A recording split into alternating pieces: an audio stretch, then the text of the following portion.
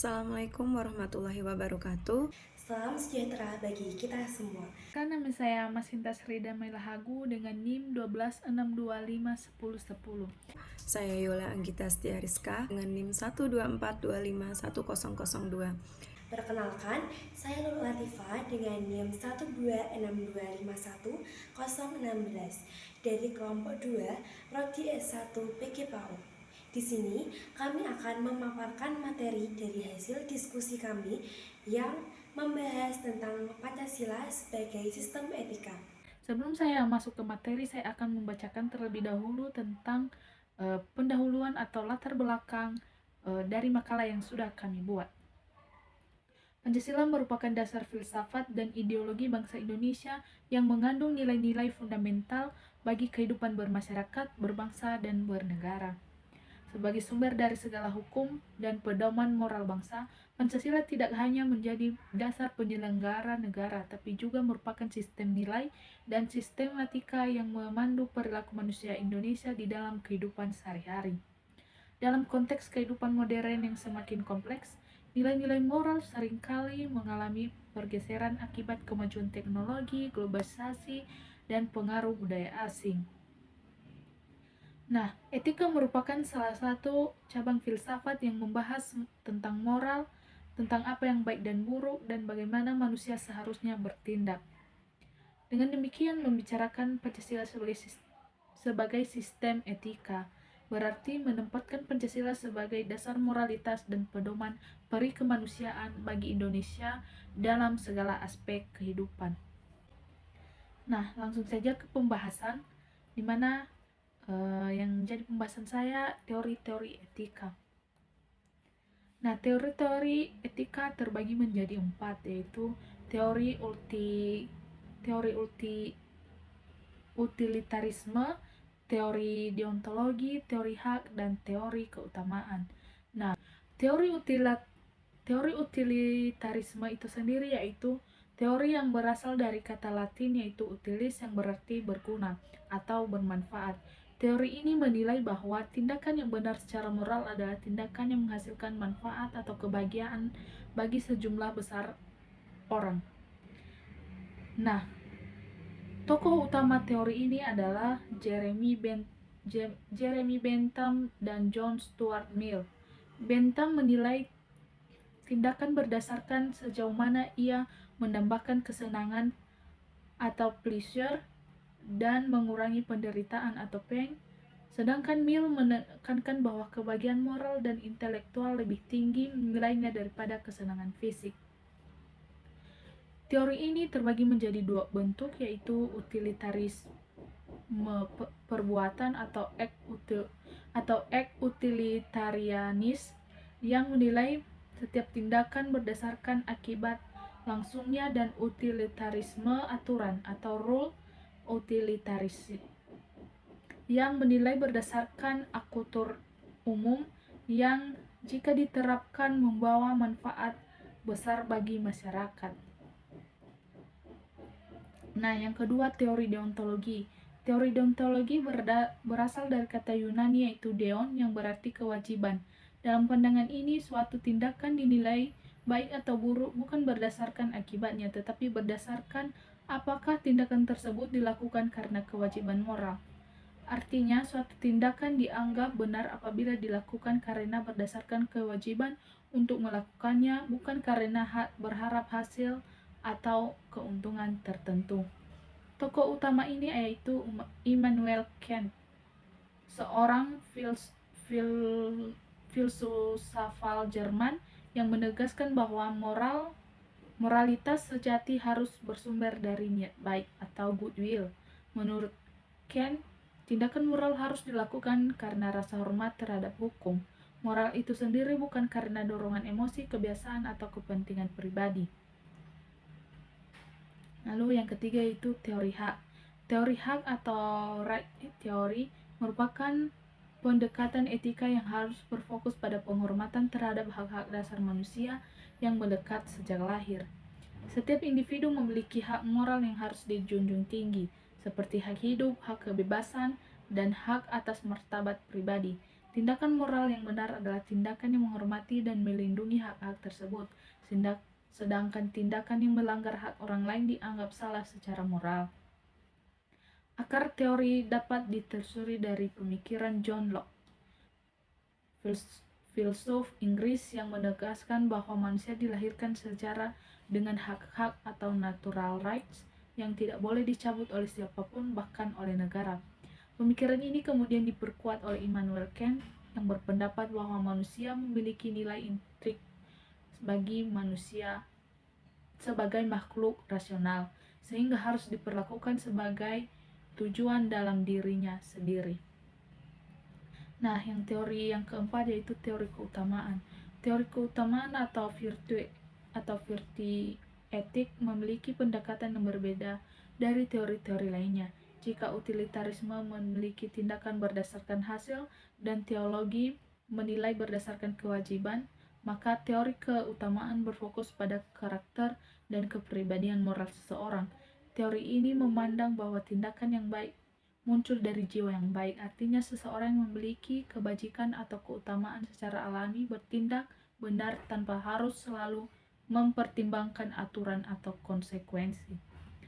Gagasan utama teori ini berasal dari Aristoteles dalam karyanya Nicomachean Ethics. Menurut Aristoteles, tujuan tertinggi manusia adalah mencapai eudaimonia, yaitu kebahagiaan sejati atau kehidupan yang baik. Kebahagiaan tersebut tidak diperoleh melalui kenikmatan sesaat, melainkan melalui pembentuk kebajikan atau virtue yang diperoleh berdasarkan kebiasaan bertindak baik. Aristoteles juga memperkenalkan konsep the golden mean atau jalan tengah, yakni bahwa setiap kebajikan adalah titik tengah antar dua ekstrim yang berlawanan. Misalnya, keberanian dalam keutamaan yang berada di antara sifat penakut, kekurangan, dan nekat kelebihan. Teori keutamaan menekankan bahwa pendidikan moral dan pembiasaan perilaku baik sangat penting dalam pembentukan karakter seseorang. Di sini saya akan melanjutkan presentasi dari kelompok 2 dan saya akan membahas tentang etika sebagai filsafat moral. Etika sebagai filsafat moral membahas prinsip-prinsip dasar yang menuntun manusia dalam menentukan tindakan yang salah maupun benar. Sebagai filsafat moral, etika menuntun manusia untuk berpikir kritis tentang tindakan mereka. Etika mengajarkan bahwa moralitas bukan sekedar kebiasaan atau aturan sosial, melainkan hasil dari kesadaran dan tanggung jawab manusia terhadap diri sendiri dan orang lain. Pancasila sebagai dasar negara mengandung nilai-nilai moral yang bersifat universal sekaligus partikular. Artinya, dapat diterima secara global, namun tetap mencerminkan kepribadian bangsa Indonesia. Oleh karena itu, etika Pancasila dapat disebut sebagai filsafat moral bangsa Indonesia, karena di dalamnya terkandung pandangan hidup dan pedoman moral yang khas. Selanjutnya saya akan membahas tentang sistem etika Pancasila. Etika adalah pedoman tentang baik dan buruknya perilaku manusia. Tujuan diberlakukannya sistem etika Pancasila adalah agar tidak ada ketimpangan dalam etika dan dapat memiliki dasaran mana yang baik dan mana yang buruk dinilai dari segi nilai luhur bangsa. Nilai-nilai luhur bangsa itu tercantum dalam Pancasila. Yang pertama, sila pertama, ketuhanan yang Maha Esa, yang artinya menjadikan manusia itu beriman, bertakwa, berakhlak mulia, dan menghormati perbedaan agama. Kedua, kemanusiaan yang adil dan beradab. Maknanya, menjunjung martabat manusia, bersikap adil, sopan, dan menghargai sesama. Ketiga, persatuan Indonesia. Mencintai tanah air, mengutamakan kepentingan bangsa, dan menjaga persatuan. 4. Kerakyatan yang dipimpin oleh hikmat kebijaksanaan dalam permusyawaratan perwakilan, mengutamakan musyawarah, menghargai pendapat, dan bersikap bijak dalam mengambil keputusan. Yang kelima, keadilan sosial bagi seluruh rakyat Indonesia. Tentunya harus berlaku adil, peduli sesama, dan mewujudkan kesejahteraan bersama. Fungsi Pancasila sebagai sistem etika adalah menjadi pedoman moral dan perilaku bangsa, menjadi dasar pembentukan hukum dan kebijakan negara, membentuk karakter dan kepribadian bangsa yang berakhlak mulia, serta menjadi alat pengendali sosial terhadap perilaku yang menyimpang. Contoh penerapan dalam kehidupan. Yang pertama, beribadah sesuai agama dan kepercayaan masing-masing, serta saling toleransi. Yang kedua, bersikap jujur, sopan, dan menghargai orang lain. Yang ketiga, menjaga persatuan dan tidak menimbulkan perpecahan. Yang keempat, bermusyawarah untuk mencapai mufakat. Selanjutnya, saya akan memaparkan materi yang keempat, yaitu etika politik dan kesimpulan. Etika politik. Etika politik adalah bidang filsafat yang mempelajari bagaimana tindakan dari kebijakan politik harus selaras dengan nilai moral seperti keadilan, kejujuran, kemanusiaan, dan kesejahteraan umum. Dalam konteks Indonesia, Pancasila menjadi dasar moral dalam menyelenggarakan kehidupan politik. Etika Pancasila sendiri menekankan bahwa kekuasaan harus dijalankan secara bermoral, seperti mengutamakan kepentingan rakyat. Setiap sila menjadi prinsip moral politik. Yang pertama, ketuhanan yang Maha Esa. Politik harus dijalankan dengan kejujuran, integritas, dan nilai moral yang bersumber dari ajaran agama. Kemanusiaan yang adil dan beradab. Kebijakan politik harus menghormati martabat manusia, menjunjung hak asasi, dan menghindari diskriminasi. Yang ketiga, persatuan Indonesia. Praktik politik wajib menjaga persatuan bangsa dan menghindari tindakan yang mencegah belah kelompok masyarakat. Yang keempat, kerakyatan yang dipimpin oleh hikmat kebijaksanaan dalam permusyawaratan perwakilan. Keputusan politik harus diambil melalui musyawarah, mengutamakan kebijaksanaan, dan mewakili suara rakyat. 5.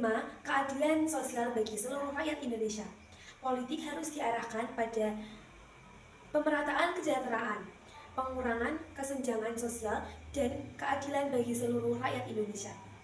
Jadi, dari pemaparan yang sudah kami sampaikan, dapat diambil kesimpulan bahwa Pancasila sebagai sistem etika merupakan pedoman moral berdasarkan nilai luhur bangsa.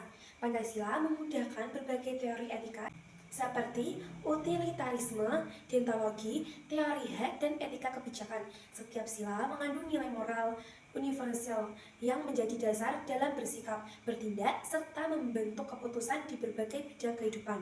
Dengan menjadikan Pancasila sebagai etika politik dan sosial, Indonesia dapat membangun kehidupan yang adil, bermoral, dan menjunjung tinggi kemanusiaan, persatuan, demokrasi, serta kesejahteraan bersama. Sekian presentasi dari kelompok 2. Terima kasih kepada teman-teman serta Bapak Ibu dosen untuk waktunya. Dan jika kami ada salah dalam kata maupun perilaku, kami mohon maaf. Wassalamualaikum warahmatullahi wabarakatuh.